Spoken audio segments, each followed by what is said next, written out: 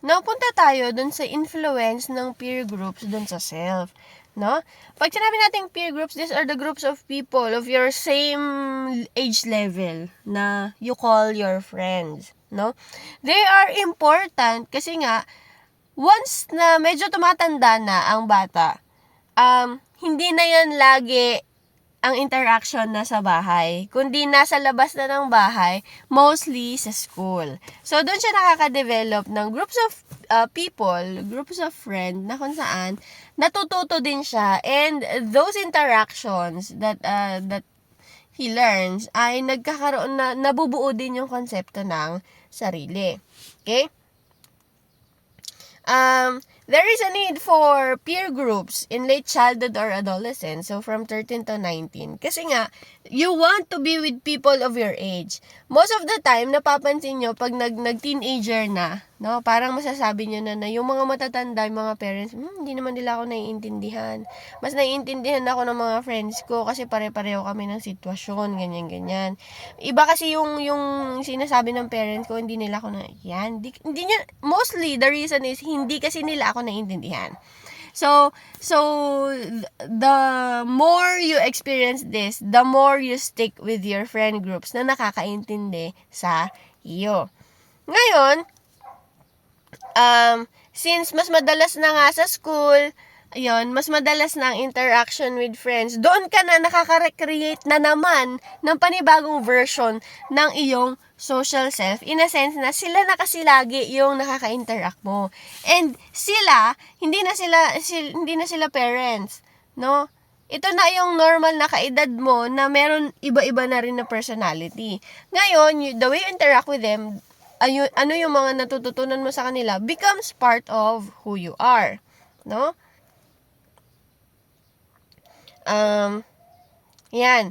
Well, families help adolescents feel proud, confident, and unique traits, backgrounds, abilities, ganyan. Yung peers nga kasi, they are more accepting of the feelings, thoughts, and actions associated with adolescent search for self-identity. Kasi madalas, pag nag-adolescents na kasi, napapansin nyo na parang magde-deviate na kayo dun sa paniniwala ng parents nyo. Kasi nga, naka-discover na kayo ng ibang perspective, in a sense, dun sa mga friends nyo. Kasi makikita nyo na, ay, ganito yung paniniwala nila. Ay, pwede rin pala na ganito. Ay, may ano rin pala, may sense din pala na kapag hindi ko ginawa yung paniniwala ng parents ko. Ganyan. So, nagkakaroon ng conflict ngayon sa paniniwala ng parents and paniniwala niya ng ibang tao, specifically the peers. So, yun talaga, yung sa part na to, parang self-identity. Ano ba dapat yung konsepto ko ng sarili? Sino ba dapat talaga ako? Ganyan. So in search for this, mas madalas na sinasamahan natin is yung peers natin kasi nga they are more accepting of the feelings, thoughts, and actions na ginagawa mo kasi nga nakaka-relate din sila, no? Mas malamang na ang sinasamahan mong friends or peers ay doon sa mga taong nakaka-relate sila, 'di ba? Ang hirap naman sumama sa mga friends or peers na hindi ka naintindihan. Okay? So, ano ang nagiging epekto nun? So, minsan, kapag may nangyayari na that we call peer group pressure, na kung saan, sa sobrang close nyo na, pagkakaintindi nyo sa isa't isa, at may na-introduce na bagong behavior, no? Minsan, napipressure ka to conform. For example, no? Nung nag-college na kayo, ganyan. Natuto ka na before college, mabait kayo estudyante. Pasok sa school and then uwi after. Ngayon, college na, ay wala nang parents, naka-dorm na, no? So, ano nang nangyari? Na sasabihin ng isa, uy, wag na tayong pumasok sa class ni ganyan. Kasi, pwede naman sa discussion yun. Mag-milk tea na lang tayo sa marketing. Mag-milk tea na lang tayo sa bagong cafe, no? Ikaw na student or ikaw na you used to be a student na kailangan laging pumapasok sa klase. Syempre, parang wait. What if gusto kong pumasok? Ganyan. Ngayon, dito na papasok si peer group pressure na sinasabing, ay ganun. sige, pumasok ka, kami na lang pupunta. Pero kapag may na-miss ka na chikahan namin, bahala ka. So that word is somewhat a pressure to the person na kapag di ka nag-conform sa amin, may maiiba at may ibang pakikitungo kami sa iyo, no? So kung ayaw mong maiba yung pakikitungo na yun, sumama ka na lang sa amin, no? So dito na nagsisimula yung mga influences, whether it's good or bad. Okay? Conforming on complying complying to peer group pressure brings the rewards of being accepted, valued by their peers, which is very important to individuals during late childhood or adolescence.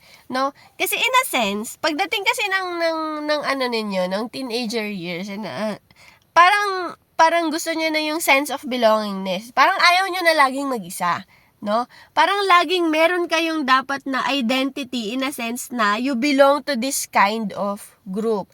And kapag hindi, kunwari may gagawin yung grupo tapos hindi mo gusto, parang kailangan gustuhin mo na rin siya because of peer group pressure. Kasi kapag di mo yun ginawa, isipin mo, hala baka sa susunod di na nila ako isama. Baka sa susunod hindi na ako kasama sa friend group. Baka i-unfriend na nila ako. So, anong nangyari? You just conform to the gusto ng grupo. So, positive and negative. Siyempre, may positive yun. Positive na pressure, merong negative din na peer group pressure. Now, ano ba kasi ang reason bakit natin hinahayaang ma-pressure tayo ng peer groups natin? First one, you have meron compulsive need for acceptance. Siguro ito yung mga tao na hindi sila ganun ka-accepted sa family nila, laging mayroong issue, ganun, na sasabihin, hindi kasi nila ako naintindihan, ganon. Hindi kasi nila tanggap kung sino talaga ako, ano yung gustong maging ko, no? So, kapag nakahanap ka ng peer group na nakaintindi sa'yo, tumanggap sa'yo ng buo, parang ayaw mo na silang pakawalan, no? And kapag may sinabi sila na, oy, ganito tayo, no? Andun yung pressure sa iyo na, ala, kapag di ko yan ginawa, baka hindi na nila ako gawing kaibigan. Sila lang yung nakakaintindi sa akin. Sige, gawin ko na nga. Okay? So, that's one. Next one, they have strong need for identity. Na kung saan, nakahanap ka ng identity dito sa groups of people, groups of friends na meron ka. Tapos, baka kapag di ka nag-conform, ibig sabihin, kaiwalay na naman, magkakaroon ka na naman ng, hindi mo na naman maintindihan yung sarili mo. So, sige, sundin ko na nga lang din, kasi, sila, ganun din naman yung ginagawa eh. Okay? Another, you agree with the options of others that you admire. Kunwari dun sa friend group, meron kang crush. Kaya meron kang ina-idolize. Ngayon, kung ano yung sinabi niya, yun na lang din yung sinusunod mo. Okay? Another, they internalize peer labeling to become a self-fulfilling prophecy. Siguro ito yung mga taong nung bata sila, wala silang friends. Kaya nung nagka-friend sila, parang iti-treasure ko to. Hindi ko pa kakawalan tong mga kaibigan ko na to. Kasi parang ngayon lang ako nagkaroon ng friends. I will treat them as my most prized possessions. No? So kung ano yung sinasabi nila, kung ano yung gusto nilang gawin, gagawin ko na din. Okay? You don't want to be left out. That's why nagpapa-apekto ka sa peer group pressure. You don't want to lose the friends that you have. Okay, syempre mga kaibigan mo yun, ayaw mo sila maiwan. O kaya, kunwari, first day of school, dalawa kayong magkaibigan, nasama kayo sa bigger friend group. Ngayon, sabi nila, uy, ganito yung gawin natin, punta tayo sa ganito. Tapos yung friend mo, umokay siya. Ikaw, syempre, ayaw mo mawala yung friend mo na yun, kasi nga, siya lang yung friend na kilala mo. Hindi mo pa naman kilala masyado yung nasa friend group mo, no? Sige, sama na lang din ako. Okay? And, ito yung malala, no? They're afraid that their peers will tease them and say bad things about them. Iniisip mo na, sasama na lang ako sa kung saan anong gusto ng friend groups kasi baka ako yung i-backstab nila kapag hindi na ako kasama. Okay? Baka may sabihin silang masama o kaya i-tease nila ako na hindi ako makasama. Okay?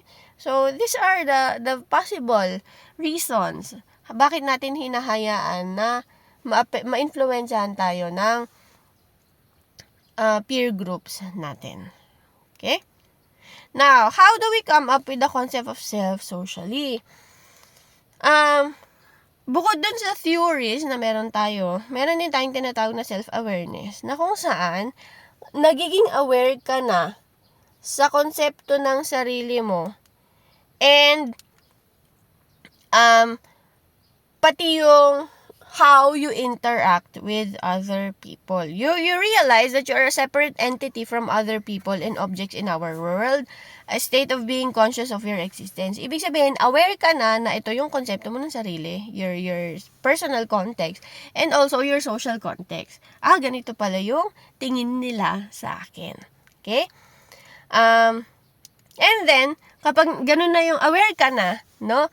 Either pangangatawanan mo or you prove them wrong. No? Sasabihin nila, ay, tamad yung batang yan. No? Anong gagawin mo? Papakita mo hindi ka tamad. No? Yun. Okay? Self-concept. So, ito yung tinatawag natin na the summary of who believe who we are. Sa assessment of our positive and negative qualities, our relationship to others, our beliefs and opinions, and more. Pag tinanong ka daw ng, who am I? Lahat ng sagot mo, that is your self-concept. No? So, by interacting with your family or friends, we tend to imitate whatever they do and eventually become aware that we are separate from them and being aware of ourselves, and then we start to have a conception of ourself. O, yun nga. Kung ano yung tingin nila sa atin, no? The way they do things, masasabi mo ba na, ay, ganyan din ba ako? Okay? Kumaga parang, ka din, i-observe mo rin yung sarili mo, tapos sasabihin mo na, ay, ganito pala ako, ganito pala ginagawa ko, dapat pala hindi. Kasi I want to be, I am my own person. No? O kaya, okay lang, aware ako na ganito yung sarili ko, and okay ako doon. Okay? So, nagkakaroon ka ng self-concept. Okay? Sa paanong paraan pa, nagkakaroon tayo ng konsepto ng sarili. So, there are two theories here. Meron tayong tinatawag na social comparison and self-perception. Yung isa, yung social comparison, nagkakaroon ka ng konsepto mo sa sarili by comparing yourself to other people. No? And yung isa naman, nagkakaroon ka ng konsepto mo sa sarili by observing your behavior in the social world. Okay? So, dito na ngayon, nagkakaroon ng, ito na yung mas lalong nagpapatibay ng concept na the social self is always changing. So, tingnan natin. Pag sinabi nating social comparison theory, sabi niya na nakaka-construct ka daw ng self-concept kapag nag-compare ka ng sarili mo sa ibang tao. No? Especially when we have no other objective standard available to us. For example, matalino nga ba ako? Sa paanong paraan ba natin masasabi na matalino? So, anong gagawin? No? I-compare ko nga yung sarili ko sa iba. Tignan natin kung matalino talaga ako. Okay?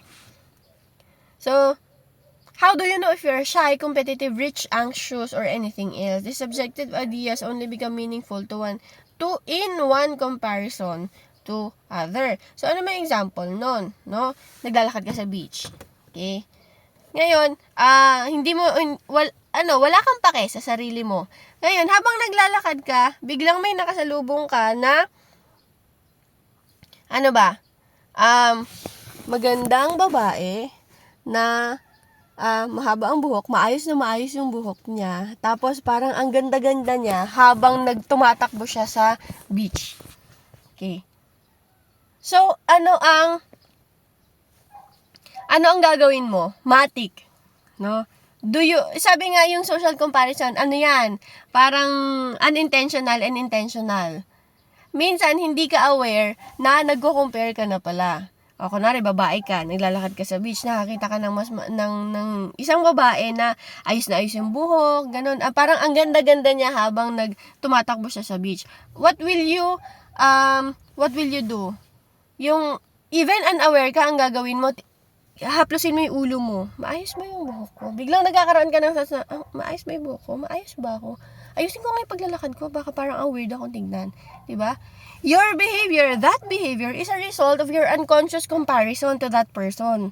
No? Na parang, ano ba itsura ko? Biglang magbubukas ka ng phone na ganun, maayos ba yung mukha ko? Ganun. Kasi nga, unconsciously, na i-compare mo yung sarili mo doon sa taong nakasalubong mo, no? And then, you become aware na, ay, parang, ang ganda ni ate, parang ako hindi, ganun. O kaya, kung hindi naman, baliktad, nakakita ka ng kunwari, isang taong naglalakad, gano'n. Tapos meron siyang, sa mata, dumi sa mata. Okay? At yung unconsciously na gagawin mo. Diba? Titignan mo rin, ay, baka may dumi rin ako sa mata. Tapos kapag wala, sabihin, ano ba naman tong taong na to? Hindi man lang niya tignan yung sarili niya. Ganon. Buti pa ako, aware ako sa kung ano itsura ko. Okay? So, ayun. So, nagkakaroon tayo ng konsepto ng sarili by comparing ourselves to other people. And that's unconsciously pa. Paano pa kapag conscious? No? O, kunwari, bigayan ng quiz. No? Tapos, ikaw nakuha mo, 24/30. No? Paano gagawin mo? Titingin ka sa likod. Ilan score nyo? Titingin ka sa harap. Ilan score mo? Ganon. So, magkakaroon ka ng, kapag sinagot nila, kung ano yung score nila, magkakaroon ka ng konsepto ng sarili mo na, ay, 13 lang sila, tas 24 ako. Uy, mas magaling ako sa kanila. Okay? O kaya, 24 ka, tas the rest na pinagtanungan mo, 29. Okay? Ano mangyayari? Ay, anong nangyari? Nag-review naman ako mabuti. Diba? Hala, hindi naman ako, anong nangyari? Diba? Questionin mo yung sarili mo. And in that way, nagkakaroon ka pa rin ng konsepto ng sarili mo na, ay, mas magaling sila sa akin. No? So, you get a concept of yourself from comparing yourself definitely from other people. No? Meron tayong tinatawag na upward and downward social comparison na kung saan, pag sinabing upward, you compare yourself to someone better than you. Okay? It can be useful but it can also be depressing. Useful in a sense na compare mo yung sarili mo dun sa nakakuha ng 29, tapos, ay, sa susunod, mag-aaral ako mabuti. No? Para makakuha din ako ng mas mataas sa kanila. I-goal ko to. O kaya, it can be depressing in a sense na, hala, sa klase ako lang naka-24, the rest of them 29, 30. Ano bang mali sa akin? Ganyan. Okay? So, meron ding positive or negative. Pero mas maganda na gawin natin dito is always the positive ones. Gamitin mo siya as your standard para sa susunod mong gagawin. Okay?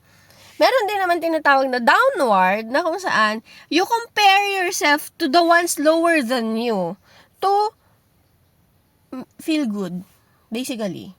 No? Okay, ito. Kunwari, yung mga friend groups mo, 29 sila over 30, ikaw 24, di ba? Ngayon, to feel good, tingin ka doon sa ibang classmate, tapos malaman mo, ay, naka 6 lang siya. Ay, may 9. Ay, may 12. Ay, okay lang yun. Okay lang 24. Mas pa rin ako. Hindi pa rin ako yung pinakahuli. Nandun pa rin ako sa panggitna. Okay na to. Ito yun yung term lagi. Okay na to. Kasi, masasabi mo, there are people far worse than you. So, may maganda bang dulot to? Masasabi mong, yes, it will make you feel good. Pero, in the long run, kapag lagi ang gagawin mo is comparing yourself worse than you, parang na-stuck ka na doon sa current state mo and hindi mo na ini-encourage yung sarili mo to improve. Okay? Na kung saan, okay na to. I feel good na in this part. Kahit na may mas magaling sa akin, alam ko rin na may mas hindi magaling or mas magaling pa rin ako doon sa iba. No? And, okay na to, sasabihin mo, okay na to, hindi na ako mag-improve. You will feel good. Yes. Pero, will it help you improve? Hindi natin sure. Okay? So, ito, pag sinabi nating wide guide, ito lang yung parang process kung paano yung comparison na ginagawa natin, no? Kanino ba natin kinukompare yung sarili natin, and then how we interpret those comparison, and then downward ba yung comparison na yon or upward? Now, how will that affect your self-esteem? O, yun na nga lang sa grades, no? Kinumpare mo yung sarili mo doon sa matataas at mabababa sa sarili mo. Okay? Na score, no? Now, how you will interpret. Kapag mas mataas sa'yo, ay, mas magagaling sila. Kapag mas mababa sa'yo, mas magaling ako sa kanila. No? So, merong upward and downward direction. Now, which one will you follow? Which one will you use to affect yourself? No? Magpapa-apekto ka ba dun sa mas matataas sa'yo or mas magpapa-apekto ka ba dun sa mas mababa sa'yo? Pag yung downward yung pinili mo, syempre you will feel good, no? But will you improve? Kapag yung upward naman, you will feel somewhat disappointed, but kung gagamitin mo yon as a way para mag-improve ka next time, then mas maganda yon. Okay? So this is the wide guide to social comparison. Now, punta tayo dun sa pangalawang theory, yung self-perception, na kung saan, this is the idea that your self-concept forms by observing our own behaviors in a social world. For example, if people see to think that we are funny, we are like to incorporate good sense of humor to our self-concept. Ibig sabihin, nagiging aware ka na sa pananaw ng ibang tao sa'yo, in a sense na pinapangatawanan mo na rin yung conceptions nila na yun sa'yo. Ano bang example? No? Kunwari, nagpabili ka ng merienda sa market or sa kung saan man na canteen. Ngayon, hindi mo in-specify, basta bibilin mo ako kasi nagugutom na ako. Thank you, be. Ganyan. Pagbalik nila, may dala silang C2 and then burger. Ngayon, tinanong mo, bakit? Ang weird naman, pero gusto ko nga to. Bakit ito binili nyo? Wala naman akong sinabi. Curious ka lang. Ganun. Ang sagot nila, kasi yan yung lagi mong binibili kapag magkakasama tayo. So, yung sinabi nila na, yan kasi yung lagi mong binibili pag magkakasama tayo, that is their perception about you. Na itong taong to, mahilig siya sa burger at sa C2 kasi yun yung lagi naming na-observe sa kanya. Okay? So, meron kang social context in that sense, no? Aware sila kung sino, yun yung pagkakakilala nila sa'yo based on your actions. Ngayon, naging aware ka na doon, na, ganun pala yung tingin nila. So, sa susunod, na in-answer mo yung question na, who am I? Ilalagay mo na doon that I like eating burgers and while drinking C2. Okay? Nakabuo ka ng konsepto mo ng sarili from knowing kung ano yung perception ng ibang tao sa inyo. Diba? So, nakita mo kasi, yun yung observance nila sa akin. So, ibig sabihin, ito pala ako. Sige, pangatawanan natin to. Pag next time natin tanungin ako, ito yung ilalagay ko kasi nga, ito yung tingin nila sa akin. And naging aware na ako, totoo nga. Lagi ko nga kasi itong kinakain. Okay? Lagi ko nga kasi itong ginagawa. Lagi ko itong binibehave. Okay? O kaya, ito, if other people look at us to make decisions about where to eat, we might come to believe that we are the leaders. No? Ikaw yung isang taong importante sa kanila kasi tatanungin ka nila, saan tayo kakain, tapos sasabihin nung madalas, tanungin niyo si ganito, saan mo gustong kumain? No? They will say na, marirealize mo doon sa situation na yun na, parang leader ang atake ko doon. Kasi bakit ako yung tinatanong nila? O kaya, pwede rin sabihin mo na, baka kasi ako yung pinakapihikan sa pagkain. No? Kaya ako yung laging tinatanong nila. Okay? So, that is self-perception theory. Paano ba yung ginagawa mo when you interact with other people? Kapag naging aware ka na doon, then pwede mo na yun ilagay sa konsepto mo ng sarili. Okay? So, another way of saying the self is always changing ay through this one. Okay? The self-presentation theory or impression management. Ito na yung masasabi mo na always changing. Dalawa kasing konsepto ng always changing eh. In a sense that yung isa, always changing because you always interact with other people. Yung pangalawa, always changing because nakadepende yung personality mo sa kung sino yung pinag-i-interactan mo. Okay? So, that is impression management.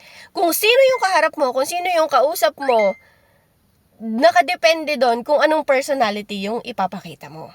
Okay? Impression management. For example, sa pamilya, no? Okay lang, i-show mo, maging tamad ka, no? Tanghali na, nakahiga ka pa din, inutusan ka na, ang sagot mo, maraming mamaya, no? Pero, kapag nasa school ka, inutusan ka, yes ma'am, okay po, papunta na po, no? Tapos, mabait ka, ikaw yung naglilinis, ganon. You are the same person, but why do you act the same? No? So, that is impression management. Na nakadepende daw sa ibang tao or sino yung ibang taong kaharap mo sa kung paano ka magbe-behave. So, mostly, you manage impressions to gain social influence. No? Meron at merong pansariling atake kung bakit you manage impressions, no? Kunwari, kaharap mo si crush. Mag-a-act ka ba kung paano ka mag-act in front of your friends kapag kasama mo si crush? 'Di ba? Minsan nga sasabihin pa nila, uy, bakit ang tahimik mo? Uy, bakit biglang ang bait mo? Hala ka, bakit biglang ang sipag mo? Nandito lang si ganyan. Okay? Kasi nga, impression management, no? In different settings, we present different parts of our self-concept. And our behavior often depends on how we perceive the immediate situation. No? Ano ka? Bubbly kang tao. No? Pero biglang nandun ka nag-OJT ka na. Ganyan. No? How will you present yourself kapag nagpunta ka na sa workplace? Bubbly ka pa rin ba? Ano ka pa rin ba? Maingay ka pa rin ba? Di ba hindi? No? Iibahin mo yung persona mo. Ikaw pa rin yun. Pero, a mellowed down version. O kaya, the professional version. No? And you do that to gain social influence. No? Para masasabi nila na, ay, maganda ang tingin ko dito sa batang to. No? Para maganda ang tingin ng ibang tao sa atin. Mostly, iniiba natin from who we really are. Hindi naman iniiba, but you just change some aspects of yourself in a sense na parang fit sila doon sa situation, no? Kapag nasa patay ka ba, 'di ba? Tatawa ka ba ng tatawa doon sa part na 'yon, sa lugar na 'yon, 'di ba? Hindi naman. Okay? So that is impression management. So and here are also the reasons why you do impression management, no? To increase liking and attraction from other people, to convey competence, diba? Paano ba to convey competence, no? Biglang, kapag may bagong teacher na ganyan, no? Tapos nagtanong siya, ang daming taas ng kamay. Tapos kinalabit ka ng friend mo, hoy, bakit taas ka ng kamay? Alam mo ba yung sasagot mo? Ganun. Oo, alam ko. Ganun. Na, dati, hindi mo naman ginagawa yon. Bakit ngayon ginagawa mo na? Ginagawa mo yon para, new set of classmates. Baka pwedeng ipakita ko na dito kung gaano ako kagaling. No? You manage impressions by showing na, isa rin ako sa mga laging nagre-recite sa klase. So that they can see na, competitive din ako. Kaya ko din yung ginagawa nila. Okay? O kaya naman, ito yung hindi maganda, or pwedeng maganda, or hindi rin, no? Na, iba yung pinapakita mo, you manage impressions kasi nga, meron kang long-term goal. O, for example, yung mga nanliligaw. Diba? Sa umpisa, ang bait-bait, hatid sundo, ganyan, no? May motor, o kung nasaan ka man, susunduin kita. Ngayon, nagkaroon na, sinagot na siya, nagkasagutan na, no? Sila na, tapos biglang, may klase ako sa agriculture. Tapos ang sagot, tinatamad ako, mag-trike ka na lang. Diba? Yung nagkaroon ng changes. But, doon nakikita na, nag-manage lang pala siya ng impressions niya. Kasi nga, meron siyang long-term goal, which is para mapasagot ko siya. Or para mapasagot niya ako. Okay? Tapos, ipapakita na niya kung sino siya talaga. Okay? So, yun. That is impression management or self-presentation theory. Now, should you have any questions, and that ends actually the discussion for the sociological perspective. So, should you have any questions, don't hesitate. Pwede nyo i-comment dito, pwede nyo i-email, pwede nyo i-chat sa Google Classroom para sa susunod na meeting or there mismo sa platform na yon ay maitanong natin. So, anyway, magre-review din naman tayo before the class starts or the next topic starts. So, pwede nyo ring itanong yung questions ninyo. So, yan lang everyone. Thank you for listening.